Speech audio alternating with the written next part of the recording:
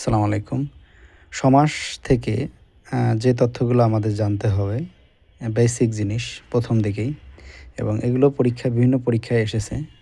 আমরা প্রথম দিকে শুরু করি যে সমাস শব্দের অর্থ হচ্ছে সংক্ষেপণ, মিলন অথবা একাধিক পদের একপদীকরণ। এটা পরীক্ষায় এসেছে।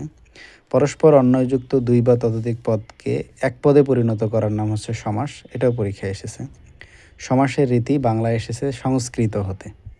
এটাও পরীক্ষায় এসেছে। বেসিক তথ্য সমাসের, যে তথ্যগুলো না জানলেই নয়। সমাস প্রক্রিয়ায় সমাসবদ্ধ বা সমাস নিষ্পন্ন পদটিকে বলা হচ্ছে সমস্ত পদ। যে পদে সমাস হয় অর্থাৎ সমাসবদ্ধ পদটির অন্তর্গত প্রত্যেকটিকে বলা হচ্ছে সমসমান পদ। সমস্ত বা সমাসবদ্ধ পদের প্রথম যে পদটা সেটাকে বলা হচ্ছে পূর্বপদ, দ্বিতীয় যে পদ সেটাকে বলে পরপদ অথবা উত্তরপদ। যে শব্দগুলো দ্বারা সমস্ত পদ ব্যাখ্যা করা হয় সেটিকে বলা হয় সমাস বাক্য, ব্যাস বাক্য অথবা বিগ্রহ বাক্য বলা হয়। তো এইখানে আমরা একটা উদাহরণ দিছি যে বিলাত থেকে ফেরত।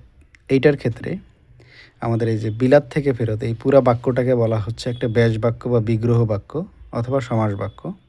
আর এটাকে করে যেটা পাইছি সেটার নাম হচ্ছে বিলাত ফেরত। এটাকে বলা হচ্ছে সমস্ত পদ।